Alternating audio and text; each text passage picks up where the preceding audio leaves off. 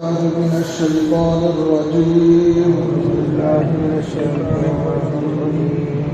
بسم الله الرحمن الرحيم. ولقد آتينا موسى الكتاب وجعلنا معه أخاه هارون وزيرا فقلنا اذهبا إلى القوم الذين كذبوا بآياتنا فدمرناهم تدميرا وقوم نوح لما كذبوا الرسل أغرقناهم وجعلناهم للناس آية وأعتدنا للظالمين عذابا أليما. وعادا وثمود وأصحاب الرس وقرونا بين ذلك كثيرا وكلا ضربنا له الأمثال وكلا تبرنا تدبيرا. ولقد أتوا على القرية التي أمطرت مطر السوء أفلم يكونوا يرونها بل كانوا لا يرجون نشورا. وإذا رأوك إن يتخذونك إلا هزوا أهذا الذي بعث الله رسولا إن كاد ليضلنا عن آلهتنا لولا أن صبرنا عليها وسوف يعلمون حين يرون العذاب من أضل سبيلا. صدق الله العظيم. أرأيت من اتخذ إلهه هواه أفأنت تكون عليه وكيلا أم تحسب أن أكثرهم يسمعون أو يعقلون إن هم إلا كالأنعام بل هم أضل سبيلا. صدق الله العظيم.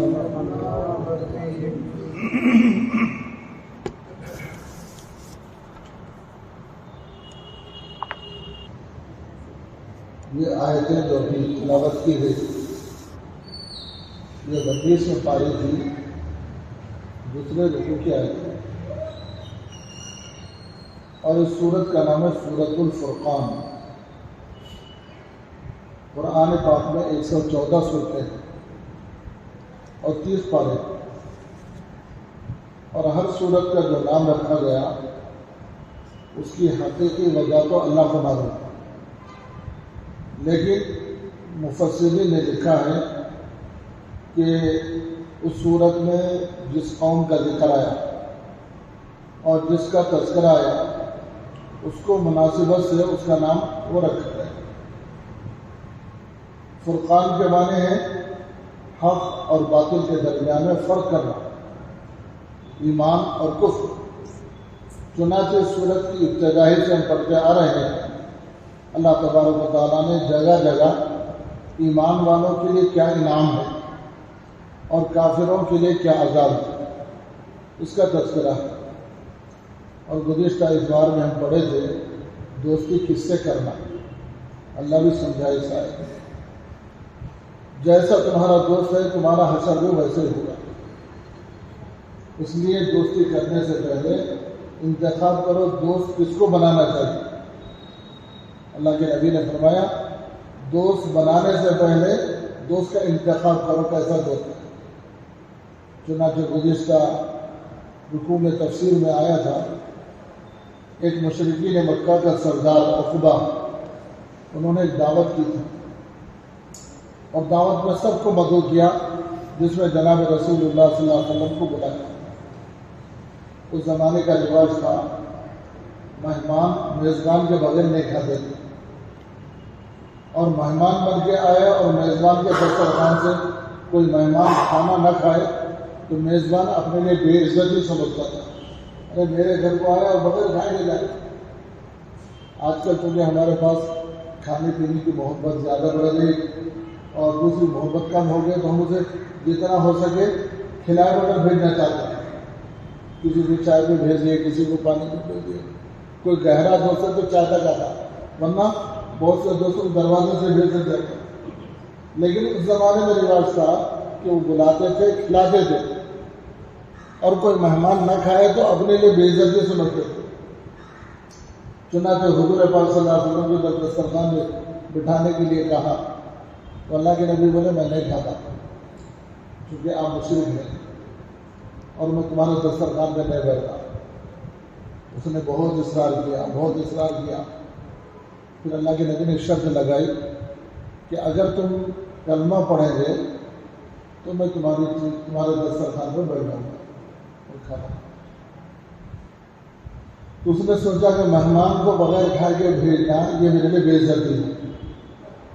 چنانچہ اس کے دل میں خیال آیا، کہا کہ اے محمد میں کلمہ پڑھتا ہوں، مسلمان ہو جاتا ہوں، آپ میرے دسترخوان پہ بیٹھیے اور میری ضیافت قبول کر لیجیے۔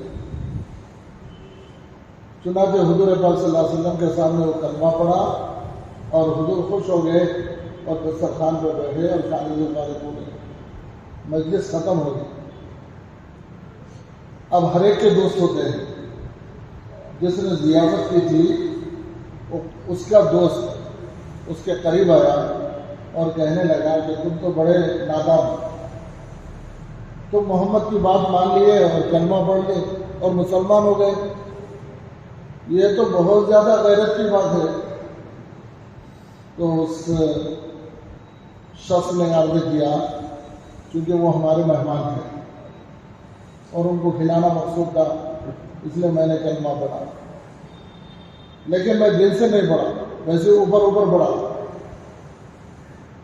تو بولے کہ نہیں، تم ہم سے دوستی کرنا چاہتے ہو یا ان سے دوستی کرنا چاہتے ہو؟ اس نے کہا کہ زندگی بھر تم ہمارے دوست، ہم تمہارے دوست، تمہارے ساتھ ہی ہماری زندگی گزری۔ تو اس نے کہا کہ اگر تم سچے ہمارے دوست ہیں تو نبی کی مجلس میں جاؤ اور محمد کے چہرے انور پر تھوک کر آنا۔ اگر تم ایسا کرے تو ہم سمجھیں گے سچے دوست ہمارے ہیں۔ بعض دفعہ آدمی اپنے ظاہری اسباب کو دیکھتا ہے، جاہ و جلال کو دیکھتا ہے یا میجارٹی اور سوسائٹی کو دیکھتا ہے، ویسے اس نے بھی فیصلہ کیا اور اللہ کے نبی جناب رسول اللہ صلی اللہ علیہ وسلم اپنے ساتھیوں کے ساتھ تشریف فرما تھے اور وہ شخص گیا اور آپ کے چہرے انور پر تھوک کر واپس ہو گیا۔ اللہ کے نبی بہت رنجیدہ ہوئے، لیکن کوئی بددعا نہیں کرے اور کوئی ملامت نہیں کرے۔ لیکن اللہ کے نبی حضور پاک صلی اللہ علیہ وسلم کے رنج کرنے پر اللہ نے قرآن پاک کے آیتیں اتاری ہیں۔ اے نبی، بعض لوگ قیامت کے دن ایسے آئیں گے کہ وہ اور ان کے دوست سب ایک ہی میدان میں جمع ہوں گے، اور ایک آدمی جب دیکھا گیا کہ دوزخ کی دہکتی ہوئی آگ اس کے بھڑکتے ہوئے شعلے اور اس کی گرمی محسوس کرے گا اور مجرم کو درہانکا جائے گا، اس کے ہاتھ پیر باندھ کے دوزخ کی طرف لے جائیں گے تو اس وقت چلائے گا، روئے گا، پکارے گا اور وہ افسوس کرے گا، کاش میں اس کو دوست نہیں بناتا، اور وہ افسوس کرتے ہوئے اپنی انگلی کا پور اپنے دانتوں میں رکھے گا، پھر چبانا شروع کرے گا۔ میدان حشر کا سختی کا دن، وہ شعلوں کی گرمی اور آگ بھڑکتی ہوئی، اس کی وجہ سے اسے پتہ نہیں چلے گا کہ وہ انگلی کے پور کو چباتے چباتے پورا ہاتھ کھا جائے گا، لیکن اسے پتہ نہیں چلے گا کہ میں کیا کر رہا ہوں۔ اس کے دل پر ایک ہی بات ہوگی، کاش میں اس کو دوست نہیں بناتا، لیکن اس وقت میں افسوس کرنا کسی دوست کو کہنا عمل نہیں۔ دوستی کرنے سے پہلے یہی انتخاب کرنا چاہیے۔ اللہ تبارک و تعالیٰ نے ان آیتوں میں فرمایا، اے نبی آپ ممکن مت ہو، جنہوں نے برے لوگوں کے ساتھ دوستی کی ہے، قیامت کے دن وہ افسوس کرتے ہوئے اپنے ہاتھوں کو چبا لیں گے اور ان کو پتہ بھی نہیں چلے گا۔ اس آیت کی تفسیر میں لکھا ہے، اس لیے ہر مسلمان کو چاہیے کہ وہ غور کرے کہ میں کس کے ساتھ دوستی کرتا ہوں۔ صحبت کا اثر برابر ہوتا ہے، اس لیے ایک بزرگ گزرے، ان کا نام ہے حضرت سعدی علیہ رحمہ، ان کی فارسی میں کتاب ہے گلستہ، اس میں انہوں نے جملہ لکھا، صحبت نیکا صحبت قرآن، اچھے لوگوں کی صحبت میں رہیں گے تم اچھے بنیں گے، اور برے لوگوں کی صحبت میں رہیں گے تو برے بنیں گے۔ نیک بننے کے واسطے زیادہ نیکی کی ضرورت نہیں پڑتی، جب نیک آدمی کو تم اپنا دوست بنائے گا۔ اسی طرح برے بننے کے لیے برے آدمی کے اعمال کی ضرورت نہیں پڑے گی، اس کی دوستی خود کافی ہے۔ صحبت صالح تو نہ صالح کنت، صحبت عالح تو نہ عالح کنت۔ آدمی نیکیوں کے ساتھ رہتا ہے تو خود بخود نیکی کرے۔ کتنی دفعہ ایسا ہوتا ہے کہ مسلمان ہم کو دوست مل جاتا ہے، نمازی ہوتا ہے، اذان ہو گئی تو وہ مسجد کو جاتا ہے، تو ہم کو کہتا ہے چلو نماز پڑھ لیں گے۔ نماز پڑھنا آسان ہو گیا، ایک نیک آدمی سے دوستی کرے تو نیکی کرنا آسان، اور اگر 1000 بار خدا نہ خاصہ کسی کے اندر برائی ہے وہ ہمارا دوست ہے۔ کبھی ایسا بھی ہوتا ہے کہ ہمارے پیر ڈگمگا جائیں اور اس کے بتلائے ہوئے شر والے راستے میں چلے جائیں، تو دوستی کرنے سے پہلے انتخاب کرنا۔ تو اللہ تبارک و تعالیٰ نے گزشتہ کے رکوع کو اس پر ختم کیا، پھر اس کے بعد آج کے رکوع میں پچھلے قوموں کا تذکرہ فرمایا کہ دیکھو انہوں نے اپنی قوم میں کیسا دین کا کام کیا اور ایمان والوں کو اللہ نے کیسے نجات دی۔ پہلے ترجمہ دیکھیں آیت کا، وَلَقَدْ آتَيْنَا مُوسَى الْكِتَابَ، اور یقیناً، وہ کے معنی اور، لقد کے معنی یقیناً، آتینا ہم نے دی ہے موسیٰ علیہ السلام کو الکتاب۔ بہت سی کتابیں آسمانی دنیا میں نازل ہوتے ہیں، لیکن 4 بڑی کتابیں اللہ تعالیٰ ہے، تورات ہے، انجیل ہے، زبور ہے، قرآن پاک۔ تورات جو کتاب نازل ہوئی حضرت موسیٰ علیہ السلام پر نازل ہوئی، تو اللہ نے یہاں ذکر کیا ہم نے موسیٰ علیہ السلام کو کتاب دی، تورات عطا کیا۔ وَجَعَلْنَا مَعَهُ، اور ہم نے موسیٰ علیہ السلام کے ساتھ بنا دیا اخاہو، ان کے بھائی کو۔ کیا نام ہے ان کے بھائی؟ ہارون۔ ہارون جو بھائی ہیں ان کو ہم نے ان کے ساتھ بنایا وزیر، یا عربی میں کہتے ہیں وزیر، مددگار کو بولتے ہیں، معاون، مددگار۔ میں اکیلا کام نہیں کر سکتا، یہ میرا مددگار ہے، اس کو عربی میں کہتے ہیں وزیرا، کہ ہم نے موسیٰ علیہ السلام کے ساتھ ہارون ان کے بھائی کو ان کا مددگار بنایا، کیونکہ نبی بنائے گئے تھے نا۔ حضرت موسیٰ علیہ السلام نبی بھی ہیں، رسول بھی، اور حضرت ہارون علیہ السلام صرف نبی۔ میں گزشتہ مجلسوں میں بتایا تھا نبی اور رسول میں فرق ہے۔ نبی کہتے ہیں اللہ نے جس کے پاس وحی بھیجی وہ نبی بن گئے، اور رسول کہتے ہیں اللہ کی طرف سے وحی بھی آئی اور کتاب نازل ہوئی، نئی شریعت نازل ہوئی، نیا قانون اتارا گیا، تو اس کو رسول کہتے ہیں۔ تو یہ 4 رسول ہیں، اس میں سے یہ جو ہے حضرت موسیٰ علیہ السلام کا ذکر بھی آیا. 4 کتابیں جو اتاری گئی تھی حضرت موسیٰ علیہ السلام نے اتاری, اور موسیٰ علیہ السلام کی شریعت بالکل نئی, اور حضرت ہارون نبی ہیں لیکن شریعت نہیں بدلی. موسیٰ علیہ السلام کی شریعت پر وہ فالو ہوتے ہیں, اس واسطے ان کو نبی کہیں گے, رسول نہیں کہہ سکتے. موسیٰ علیہ السلام نبی بھی ہیں اور رسول بھی ہیں. فَقُلْنَا, اللہ کہتے ہیں ہم نے ان دونوں سے کہا, اذهبا جاؤ, الی القوم, قوم کے پاس, جو فرعون کے قوم ہے نا ان لوگوں کے پاس جاؤ. کون ہے وہ؟ الذین کذبوا بآیاتنا, جو ہماری نشانیوں کو کھلم کھلنا جھٹلاتے ہیں. کذبوا مانے کہ جھٹلانا. موسیٰ علیہ السلام کو اللہ نے 2 نشانیاں دی تھی. ایک لاٹھی جو ان کے ہاتھ میں تھی, دوسرا ہاتھ اگر بغل میں ڈالے نکالے تو چاند کی طرح روشن ہو جاتا ہے. یہ 2 معجزے دے کے حضرت موسیٰ علیہ السلام کو فرعون کے دربار میں اور قوم کی طرف بھیجا, لیکن قوم ماننے کے بجائے انکار کرے. کیا بولے؟ یہ نبی نہیں, یہ تو جادوگر ہے. جیسے اور دنیا کے اندر رسی سے جو سانپ بنا دیتے ہیں, یہ بھی موسیٰ علیہ السلام لاٹھی سے سانپ بنا دیے, بولے کہ یہ جادوگر ہے. اللہ کہتے ہیں نہیں, جھوٹے ہیں, ہماری نشانیاں دیکھ کر یہ لوگ بجائے ایمان لانے کے جھٹلایا. فَدَمَّرْنَاهُمْ تَدْمِيرًا, اللہ کہتے ہیں ان کے اس غلط عقیدے کی وجہ سے, نبی کو جھٹلانے کی وجہ سے ہم نے ان کو ہلاک کر دیا. تدمیرا مانے ہلاک کیا. ہم سب جانتے ہیں موسیٰ علیہ السلام پر ایمان نہیں لائے فرعون اور فرعون کے ماننے والے, اللہ تبارک و تعالیٰ نے دریائے نیل میں ان کو غرق کر دیا. حضرت موسیٰ ان کا قافلہ آگے نکل گیا, فرعون اور اس کی فوج اور اس کے ماننے والے دریا نیل میں پہنچے. اللہ نے پانی جو پہلے دوڑتا تھا ویسا چلنے کا حکم ہوا اور ہلاک و برباد ہو گیا. اللہ کہتے ہیں جو ہماری نشانیوں کو جھٹلا دے اس کا انجام یہی ہوگا. اس لیے سمجھداری کیا ہے؟ اللہ کی قدرت کو دیکھنا, پہچاننا, اس کے نشانیوں پر ایمان لانا اور اپنی زندگی کو صحیح کرنا. پھر دوسرے فرمایا وقوم نوح, اور یاد کرو حضرت نوح علیہ السلام کے قوم کو بھی. یہ مشہور لوگ گزرے. نوح علیہ السلام کی قوم کیا کری؟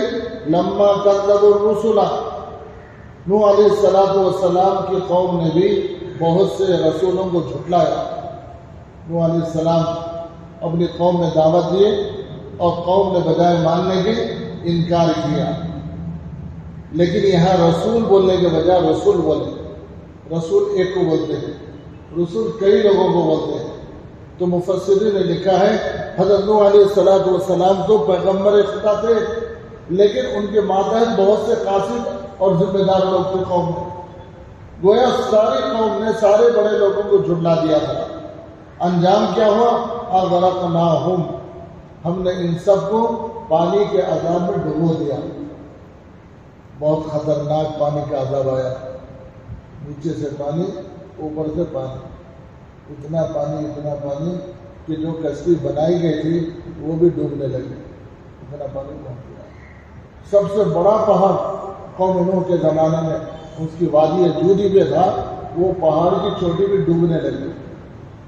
اتنا سخت ترین عذاب اللہ کا تھا, اس میں کوئی بچا نہیں. حضرت نوح علیہ السلام کی نظر پڑی, ارے میرا ایک بیٹا ہے, ایمان نہیں لایا, کشتی میں سوار نہیں ہوا, لیکن جب عذاب دیکھا تو پہاڑ کے اوپر چڑھ گیا. حضرت نوح علیہ السلام بولے کہ اب بھی آ جاؤ, کلمہ پڑھو, کشتی میں آ جاؤ. بولے میں نہیں آتا. کیا کریں گے؟ میں تو اوپر جا کے کھڑا ہو جاتا.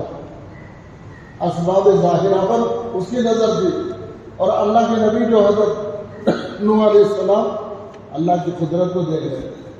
حضرت نوح علیہ السلام نے کہا لا عاصم اليوم, آج تو کوئی بچنے والا ہے ہی نہیں, اللہ کا فیصلہ آ گیا, آ جاؤ ذرا چلتے. نہیں آئے, انجام کیا ہوا؟ ہلاک ہو گئے. تو اللہ کہتے ہیں نوح علیہ السلام کی قوم نے جب نہیں مانا تو اغرقناہم, ہم نے سب کو ڈبو دیا. وجعلناہم للناس آیہ, اللہ کہتے ہیں نوح علیہ السلام کی قوم کو ہم نے غرق کر کے جو عذاب دیا ہے ان کے حد تک نہیں چھوڑا, قیامت تک آنے والے انسانوں کے لیے ہم ان کو نشانی بنائے. نوح علیہ السلام کی قوم نہیں مانی, تو اللہ کا عذاب کیسا آیا؟ نشانی کے طور پر بہت سال پہلے آیا، اور ہم جو ہے اتنی زمانے کے بعد میں ہیں، اللہ نے ایک ایک لفظ، ایک ایک بات، ایک ایک واقعہ محفوظ کر دیا کہ دیکھو نوح علیہ السلام کی قوم کے ساتھ یہ واقعہ پیش۔ وَجَعَلْنَاهُمْ، ہم نے نوح علیہ السلام کے قوم کو بنایا لوگوں کے لیے آیتاً، نشانی بنائی، عبرت کی چیز بنائی۔ دیکھو جیسے وہ لوگ جھٹلائے اللہ کے عذاب میں پکڑیں گے، اگر تم بھی اللہ کی نافرمانی کریں گے تو تمہارے ساتھ بھی عذاب آئے گا۔ وَأَعْتَدْنَا لِلظَّالِمِينَ عَذَابًا أَلِيمًا، اور ہم نے تیار کر رکھا ہے، اعتدنا مانے گا تیار کر رکھا ہے، للظالمین، ظالم لوگوں کے لیے، عذابًا ألیما، دکھ دینے والا عذاب۔ پھر تیسرا تذکرہ فرمایا وعادا وثمودا واصحاب الرس، تین قوم کا ذکر فرمایا، قوم عاد، قوم سمود اور اصحاب الرس، یہ تین قوموں کا تذکرہ فرمایا۔ وقرونا، اور بہت سی جماعتیں، بین ذالک کثیرا، جو ان کے درمیان میں بڑی تعداد میں آتی رہی، ان کا بھی تذکرہ یاد کرو۔ قوم عاد ایک قوم گزری ہے، قوم سمود بھی ایک قوم گزری ہے، اور اصحاب الرس ایک قوم ہے۔ وقرون، قرون قرن کی جمع ہے، قرون کہتے ہیں بہت سے لوگ، بہت سے، بین ذالک کثیرا، تو یہ بہت سے قوموں کا تذکرہ اللہ کہتے ہیں۔ ان کے ساتھ بھی ہمارا معاملہ یہ ہوا، جو ایمان لائے وہ تو منزل پار ہوئے، جو ایمان نہیں لائے ان کو ہم پکڑ لیں۔ قوم عاد کا تذکرہ تو بار بار سنتے ہیں، قوم سمود بھی سنے، حضرت صالح علیہ السلام کی قوم کو قوم سمود کہتے ہیں، صالح علیہ السلام، اور ہود علیہ السلام کی قوم کو قوم عاد کہتے ہیں۔ ان میں بہت سے خاندان تھے، عاد ایک خاندان تھا، ان کی برادری میں اللہ نے ہود علیہ السلام کو پیغمبر بنایا، تو وہ جو ہے قوم ہود ہو گئی، قوم عاد ہو گئی، اور حضرت صالح علیہ السلام ایک بھائی تھے، ان کو نبی بنایا، تو ان کے ماننے والے خاندان کے لوگ قوم سمود بن گئے۔ واصحاب الرس، یہ بھی ایک قوم ہے، لیکن قرآن میں ان کا ذکر بہت کم آیا، یہی آیا ہے واصحاب الرس۔ اصحاب الرس کون ہے؟ مفسرین نے لکھا ہے ایک قوم ہے جو شہر کے باہر رہتی تھی اور ایک کنویں کے پاس آباد ہو گئی تھی، اور وہ کنواں بھی ایسا تھا جس کے منڈیرے نہیں تھے، عام طور پر پتھر سے باندھ دیتے ہیں، اس کے اوپر ڈھول رسی کا ذریعہ ہوتا ہے جو بالکل زمین کے برابر ہموار ہو، ایسے کنویں کے پاس یہ لوگ بس گئے تھے۔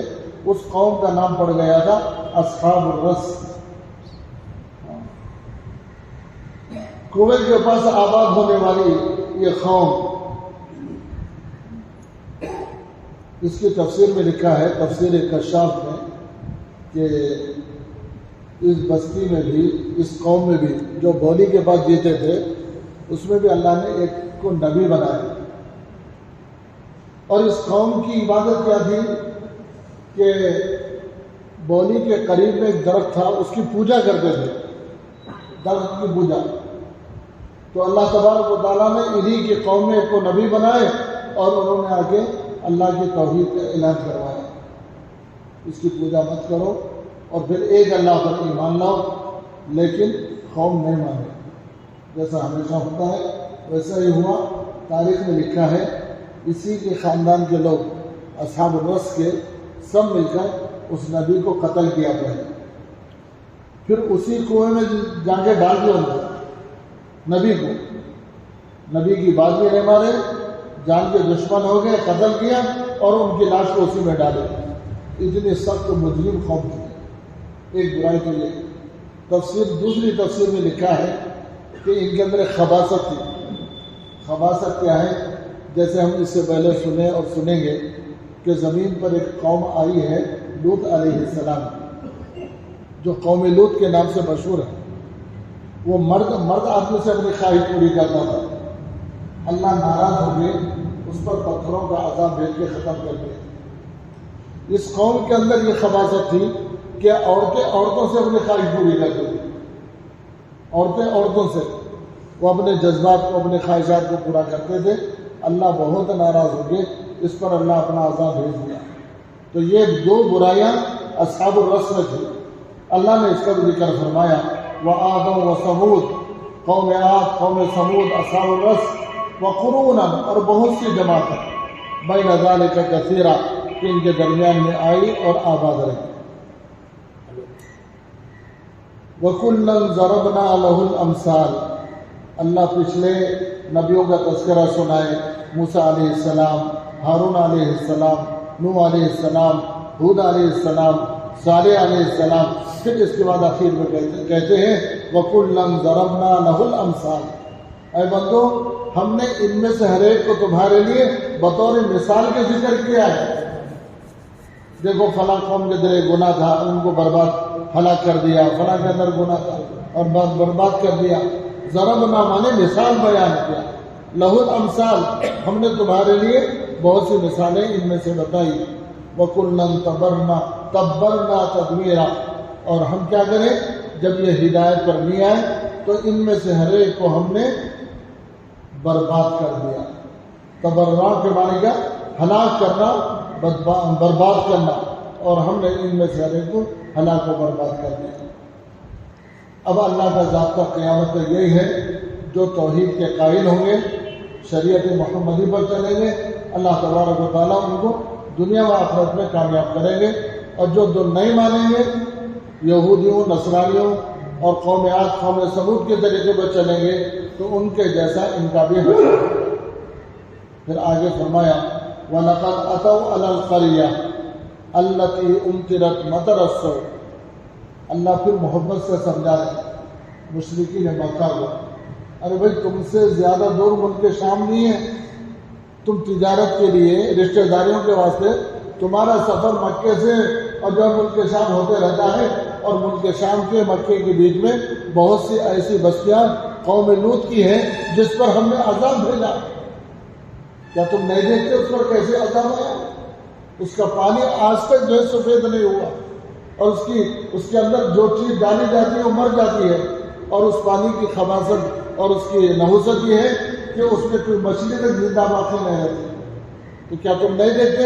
اللہ کہہ رہے وَإِذَا وَلَقَدْ أَتَوْا, اور یقیناً جب تم آئے عَلَى الْقَرْيَةِ گاؤں کی طرف, الَّتِي أُمْطِرَتْ جس میں آسمان سے بارش برسائی گئی, مطر السوء پانی, اور جو ہے بادلوں کا پانی نہیں ہے بلکہ بہت پتھروں کی بارش برسائی گئی. کیا تم نہیں دیکھتے ان بستیوں کو؟ آج بھی وہ بستیاں اپنے چھتوں پر پڑے ہوئے ہیں اور کوئی وہاں آباد نہیں ہو سکتا. آج بھی وہی. ایک مرتبہ اللہ کے نبی کا قافلہ گزر رہا تھا, راستے میں بستی آ گئی قوم لوط کی. اللہ کے نبی اپنے چہرے کے اوپر چادر ڈال لی, رومال کھینچ لی, اور دوسرا جملہ فرمایا جلدی سے چلو, تیز چلو, اپنی سواریوں کو تیز کرو. صحابہ نے عرض کیا یا رسول اللہ کیا بات ہے؟ بولے کہ وہ زمین ہے جس پر اللہ کا عذاب نازل ہو, کہیں ایسا نہ ہو کہ ہم یہاں رہیں اللہ کا عذاب آ جائے. تو اللہ سمجھا رہے ہیں وَلَقَدْ أَتَوْا عَلَى الْقَرْيَةِ, کیا تم اس گاؤں کی طرف نہیں آئے الَّتِي أُمْطِرَتْ مَطَرَ السَّوْءِ جس کے اوپر ہم نے بری بارش برسائی تھی. أَفَلَمْ يَكُونُوا يَرَوْنَهَا, اور کیا تم لوگ نہیں دیکھتے کس طرح ان کا انجام ہوا؟ وجہ یہ ہے بل كانوا لا يرجون نشورا, اصل میں بات یہ ہے کہ لوگ مرنے کے بعد اٹھائے جانے کا ان کو یقین نہیں. آدمی اچھا عمل اس وقت کرنا سوچتا جبکہ اسے معلوم ہے کہ ایک دن میں اللہ کے پاس حاضر ہونا ہے, اللہ میرے اعمال کا حساب لیں گے اور مجھے حساب دینا ہے. ان کے پاس تو یقین نہیں ہے, لا یرجون, ان کو تو کوئی امید نہیں ہے. نشور کہتے ہیں, نشر, حشر نشر بولتے ہیں نا ہم لوگ اردو میں, تو نشورا یہ اٹھائے جانے کے اوپر ان کو امید نہیں ہے, اس واسطے ان کے اعمال بگڑے. وَإِذَا رَأَوْكَ, اے نبی جب آپ ان کو دیکھیں گے, يَتَّخِذُونَكَ إِلَّا هُزُوًا, آپ نبوت کا کلمہ لے کے ان کے پاس جائیں گے, یہ لوگ سیدھا سیدھا کلمہ نہیں پڑھتے بلکہ آپ کو مذاق اڑائیں گے, آپ کو تکلیف ہوگی. ارے میں تو اللہ کی بات بتا رہا ہوں اور میرے ساتھ تو لوگ مذاق کر رہے ہیں. اللہ کے نبی پر اللہ نے تسلی دی, پریشان نہیں ہونا, کریں گے اپنا کام. کیا کرتے؟ وَإِذَا رَأَوْكَ, جب تم دیکھیں گے ان لوگوں کو یتخذونک الا ہزوا، یہ مذاق اڑائیں گے تمہارا. تم تو اچھی بات بتانے جا رہے ہیں، بجائے قبول کرنے کے مذاق اڑائیں گے. کیا مذاق اڑائیں گے؟ ایک جملہ اللہ نقل کر رہے ہیں، اَهَذَا الَّذِي بَعَثَ اللَّهُ رَسُولًا، تانا دیتے کہ ان کا یہ ہے رسول، ان کو بھیجے گا نبی بنا کے. اَهَذَا الَّذِي بَعَثَ اللَّهُ رَسُولًا، کیا اللہ نے ان کو رسول بنا کے بھیجا؟ ہم بھی بولتے نہیں کسی کو حقارت کرنے کے لیے، ذلیل کرنے کے لیے، اوہ انہوں آئے ہیں. تو اللہ کہتے ہیں اے نبی تمہارے ساتھ بھی مذاق اڑائے گا، لیکن آپ رنجیدہ نہیں ہونا، غمگین نہیں ہونا. بولیں گے یہ لوگ اَهَذَا الَّذِي بَعَثَ اللَّهُ رَسُولًا إِن كَادَ لَيَضُلُّنَا عَنْ آلِهَتِنَا. قریب ہے، یہ لوگ کہتے ہیں مشرکین مکہ اپنی برادری میں کہہ رہے قریب ہے کہ ہم گمراہ ہو جاتے، ہماری معبودوں کو چھوڑ کے ہم محمد کے لائے ہوئے دین پہ چلے جاتے. لیکن وجہ کیا ہوئی جو نہیں گئے؟ لولا ان صبرنا علیہا، ہم مضبوطی سے اپنے آبا و اجداد کے دین پر ثابت قدم رہے، ورنہ محمد کے بیان میں اور ان کی دعوت میں ہم پھسل جاتے تھے. نعوذ باللہ، محمد کو غلط دعوت دے کر نہیں آئے تھے. یہ اپنے آبا و اجداد کے دین پہ ثابت قدم رہنے کو بولے، ہم ثابت قدم رہنے کی وجہ سے بچے ہوئے، ورنہ ان کی بات پہ ہم چلے جاتے.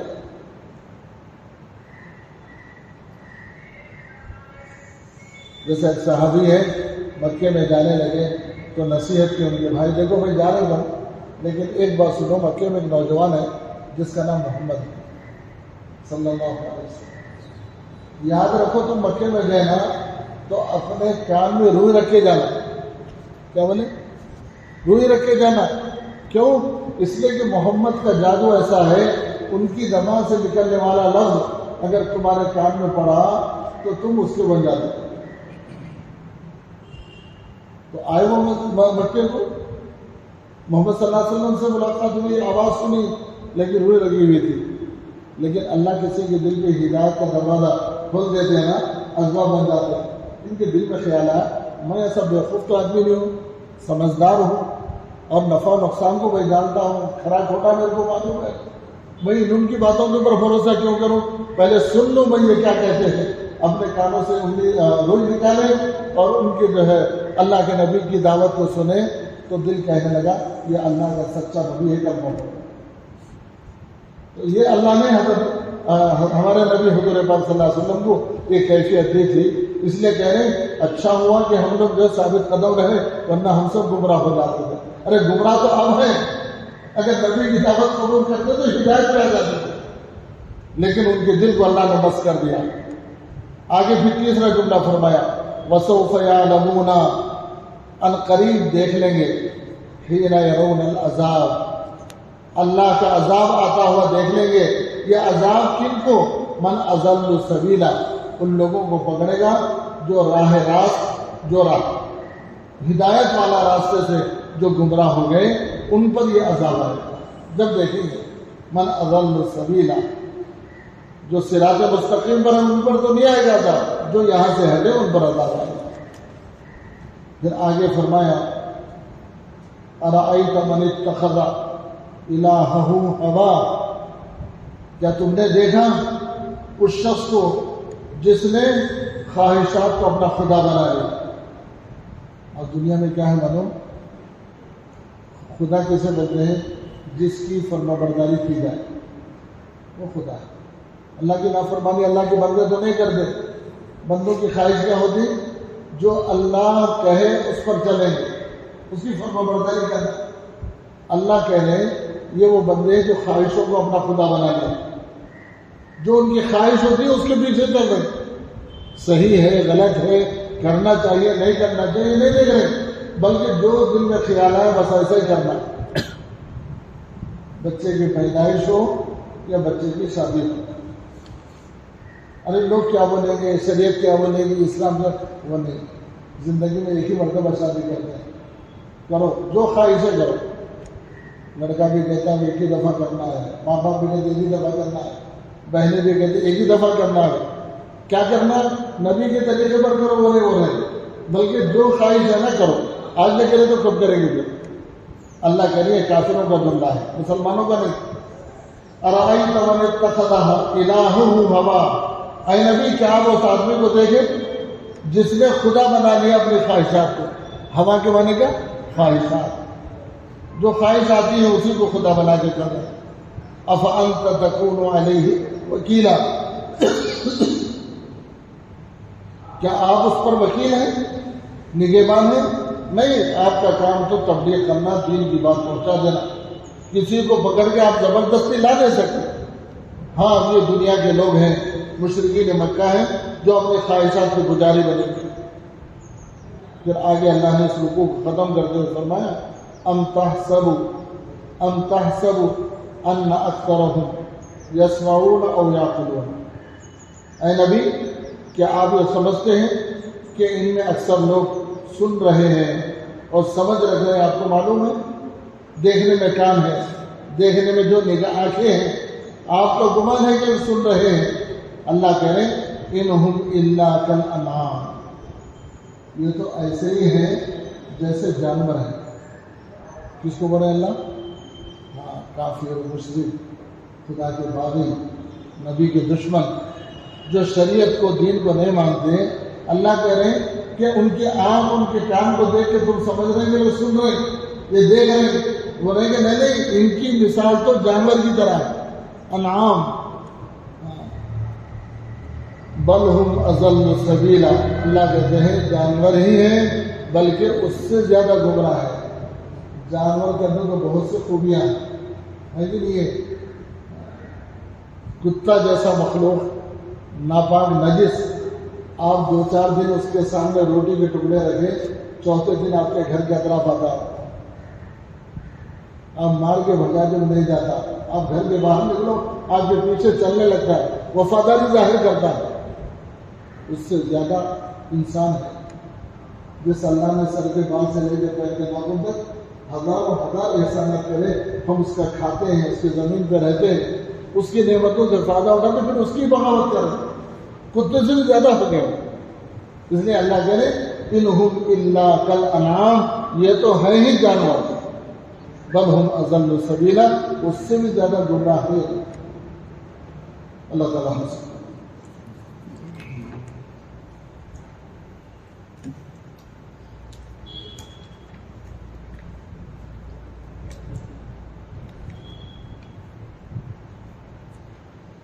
اذان کی ابتدا، اسلامی تاریخ۔ حضرت ابن عمر رضی اللہ تعالیٰ عنہ فرماتے ہیں حضور اکرم صلی اللہ علیہ وسلم نے جماعت کی نماز کے لیے جمع کرنے کا مشورہ دیا۔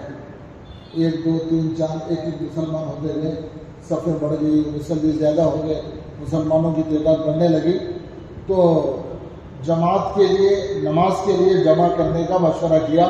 تو صحابہ کرام نے مختلف رائے پیش کی، کسی نے یہود کی طرح بوق بجانے کا، اور کسی نے عیسائیوں کی طرح ناقوس گھنٹی بجانے کا مشورہ دیا، لیکن آپ صلی اللہ علیہ وسلم نے پسند نہیں فرمایا۔ یہودی جمع ہونے کے لیے آگ جلاتے ہیں اور یہ لوگ جو ہے گھنٹی بجاتے ہیں، جس سے معلوم ہو کہ اس وقت میں پوجا کا وقت شروع ہو گیا، تو مسلمانوں کو بھی ایسے ہی کرنا چاہیے، لیکن حضور نے پسند نہیں فرمایا، بلکہ سوچنے کا موقع دیا۔ حضور نے ٹھیک ہے، سوچو تم نے کیا کرنا چاہیے۔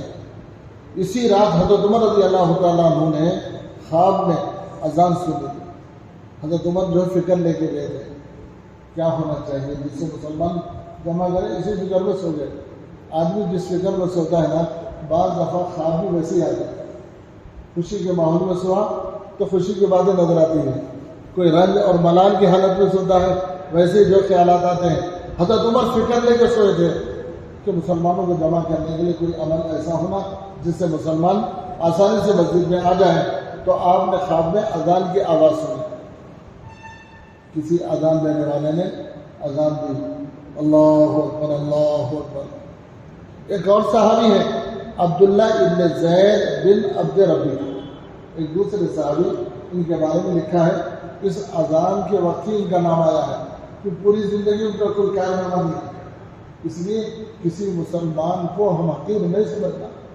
اللہ نے ان سے کتنا بڑا کام لیا، قیامت تک اذانیں جو زندہ ہوئی 5 نمازوں میں، ان کی اس عمل سے ہوئی ہے۔ دیکھنے میں گمنام صحابی، ابو بکر کو مرتبہ ہونا تھا، حضرت عمر کو ہونا تھا، حضرت عثمان کو ہونا تھا، عبداللہ ابن زبیر کو ہونا تھا، لیکن اللہ نے ان کو چنا ہے۔ ہاں، ان کا نام ہے عبداللہ ابن زید بن عبد ربیہ نے بھی خواب میں دیکھا۔ ایک شخص اذان کے کلمات کہہ رہا ہے، انہوں نے اس کو یاد کر لیا، نیند ہی میں یاد کر لیا، اور آنکھ کھلتے ہی رسول اللہ صلی اللہ علیہ وسلم کے پاس تہجد کے وقت پہنچے۔ خواب دیکھتے ہی جو ہے تہجد کا وقت تھا، سیدھے حضور کی خدمت میں پہنچے اور خواب سنایا۔ آپ صلی اللہ علیہ وسلم نے حضرت بلال کو ان کلمات کے ساتھ فجر کی اذان دینے کا حکم فرمایا۔ اللہ اکبر! کیا دیر تھی، خواب دیکھ کے آئے، حضور کو خواب سنا تو حضور کو پسند کر لیے، بولے بلال تمہاری آواز اچھی ہے، تم کھڑے ہو کے یہی الفاظ کہو جو یہ سنا۔ ہاں، حضرت بلال رضی اللہ تعالیٰ عنہ فجر کی اذان دینے کا حکم فرمایا۔ اذان سنتے ہی حضرت عمر رضی اللہ تعالیٰ عنہ دوڑے ہوئے آئے، انہوں بھی دیکھے نہ خواب، حضرت عمر بھی دوڑے ہوئے آئے اور عرض کیا، میں نے بھی اسی طرح اذان کے کلمات کو خواب میں سنا ہے۔ حضرت عمر بولے، میں بھی یہی کلمہ سنا تھا اذان کی خواب میں۔ اس کے بعد سے ہی اذان دینے کا سلسلہ شروع ہو گیا۔ اسلام میں سب سے پہلے مؤذن حضرت بلال ہے۔ کون ہے؟ سب سے پہلے مؤذن حضرت بلال ہے، اور دوسرے عبداللہ ابن ام مکتوم بنے۔ مسجد نبوی کے دو مؤذن تھے، ایک حضرت بلال، دوسرے عبداللہ ابن ام مکتوم۔ یہ نابینا تھے، ان کی آنکھ نہیں تھی۔ حضرت بلال رضی اللہ تعالیٰ عنہ نے فجر کی اذان میں سب سے پہلے الصلاۃ خیر من النوم، الصلاۃ خیر من النوم کہا، جس کو حضور صلی اللہ علیہ وسلم نے پسند فرمایا۔ سیرت میں لکھا ہے کہ اللہ کے نبی تہجد کی نماز کے بعد اپنے گھر میں تھوڑی دیر لیٹ جاتے تھے، سنت بھی ہو، مگر ہماری نیند ایسی سو تو پھر اٹھتے رہے، لیکن وہاں مزاج یہ تھا کہ رات بھر جگتے تھے، تہجد پڑھ کے تھوڑی دیر آرام کرتے۔ پھر حضرت بلال آ کے دروازے میں کھڑے ہو کے اللہ کے نبی کو نماز سے پہلے یاد دلاتے تھے، یا رسول اللہ السلام علیکم، یا رسول اللہ الصلاۃ خیر من النوم، السلام علیکم یا رسول اللہ الصلاۃ خیر من النوم۔ اللہ کے نبی کی ایک مرتبہ آنکھ کھلی تو یہ جملہ بول رہے تھے، الصلاۃ خیر من النوم۔ اللہ کے نبی باہر آئے، پوچھا بلال کیا بولے تھے تم؟ بولے یا رسول اللہ آپ کو جگانے کے لیے میں یہ کلمہ زبان سے کہا۔ کیا مانا؟ الصلاۃ خیر من النوم، نماز بہتر ہے نیند سے، نماز بہتر ہے نیند سے۔ اللہ کے نبی کو جملہ پسند آیا، بولے بلال کل سے جو فجر کی اذان دیں گے نا، یہ جملہ بھی اضافہ کرو۔ تو جس کو حضور صلی اللہ علیہ وسلم نے پسند فرمایا اور حضرت بلال سے فرما فجر کی اذان میں ان کلمات کا اضافہ کیا گیا۔ حضور صلی اللہ علیہ وسلم کا معجزہ، حضرت عمر کے حق میں دعا۔ رسول اللہ صلی اللہ علیہ وسلم نے حضرت عمر کے لیے دعا فرمائی، اے اللہ عمر بن خطاب کے ذریعے اسلام کو عزت و بلندی عطا فرما۔ ابھی تک مسلمان نہیں ہوئے تھے، سب دشمن تھے، اللہ کے نبی ان کے حق میں دعا کرے۔ ہم اور آپ ہوتا ہے بھائی یہ تو بڑا کٹر ہے، اس کے حق میں کیا کر نہیں ہوا، کوئی بھولا والا ہے تو اس کو تو ہم دلائیں گے لائن پہ، لیکن یہ تو سخت ہے۔ لیکن اللہ کے نبی دعا بہت سخت آدمی کے حق میں ہو رہی، دعا کرے۔ چنانچہ ایسا ہی ہوا، اللہ تعالیٰ نے اسلام کو حضرت عمر کے ذریعے وہ بلندی اور شوکت عطا فرمائی، دنیا اس کا اعتراف کرتی ہے۔ ایک فرض کے بارے میں، نماز چھوڑنے پر وعید۔ رسول اللہ صلی اللہ علیہ وسلم نے فرمایا نماز کا چھوڑنا آدمی کو کفر سے ملا دیتا ہے۔ ایک دوسری حدیث میں آپ صلی اللہ علیہ وسلم نے فرمایا ایمان اور کفر کے درمیان نماز چھوڑنے کا فرق ہے۔ ایک سنت کے بارے میں، بجلی کڑکنے اور بادل گرجنے کے وقت کی دعا۔ عام طور پر بارش ہونے سے پہلے بجلی کڑکتی ہے، تو حضور نے اس وقت کی دعا بتائی۔ رسول اللہ صلی اللہ علیہ وسلم جب بجلی کی کڑک اور بادل کی گرج سنتے تھے تو یہ دعا پڑھتے تھے، اللہم لا تقتلنا بغضبک۔ پڑھیے، اللہم لا تقتلنا بغضبک ولا تہلکنا بعذابک وعافنا قبل ذلک۔ اے اللہ ہمیں اپنے غصے کی وجہ سے قتل نہ کرنا اور اپنے عذاب سے ہمیں ہلاک نہ کرنا، بلکہ ہمیں اس سے پہلے عافیت دے دے۔ مومن کا عیب چھپانا ہوگا، ایک اہم عمل کی فضیلت۔ رسول اللہ صلی اللہ علیہ وسلم نے فرمایا جو مومن اپنے بھائی کے کسی عیب کو چھپائے گا اللہ تعالیٰ اس کی وجہ سے اس کو جنت میں داخل فرمائے گا۔ عام طور پر جو ہے یہ چھپانے والی عادت ہم لوگوں میں بہت کم ہے۔ ہم کوشش کرتے ہیں کسی کا عیب معلوم ہو گیا تو پبلک سے نہیں کر دیتے۔ اللہ کے نبی نے فرمایا نہیں چھپاؤ، اس کا ثواب یہ ہے کہ اللہ تم کو اس کی برکت سے جنت میں داخل کر دیتے۔ اس لیے مسلمان کا عیب چھپانا۔ ایک گناہ کے بارے میں، برے اعمال کی نحوست کیا ہے؟ قرآن میں اللہ تعالیٰ فرماتا ہے خشکی اور تریب، یعنی پوری دنیا میں لوگوں کے برے اعمال کی وجہ سے ہلاکت و تباہی پھیل گئی ہے، تاکہ اللہ تعالیٰ انہیں ان کے بعد اعمال کی سزا کا مزہ چکھا دے تاکہ وہ اپنے برے اعمال سے باز آ جائیں۔ دنیا کے بارے میں، دنیاوی زندگی دھوکہ ہے۔ قرآن میں اللہ تعالیٰ فرماتا